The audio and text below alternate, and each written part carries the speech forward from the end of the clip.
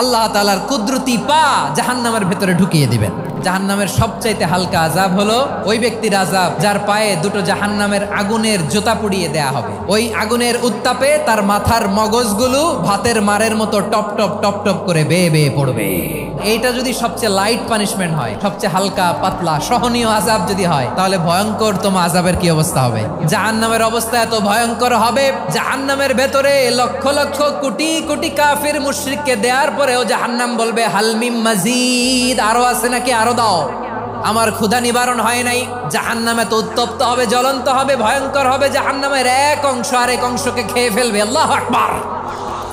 জাহান্নামের রক্ষী ফেরেশতারা কি করবে তারা নিজেরাও বুঝতে পারবে না। কোনো কিছুতেই যখন জাহান্নামকে শান্ত করা যায় না, আল্লাহ তাআলা তার কুদরতি পা জাহান্নামে ঢুকিয়ে দিবেন। দেওয়ার সাথে সাথে জাহান্নাম থেকে আওয়াজ আসবে, কাত বিইজ্জাতিকা ওয়া বিকারামিকা, আল্লাহ আপনার ইজ্জতের কসম, যথেষ্ট হয়েছে, আর লাগবে না। সুবহানাল্লাহ বলেন।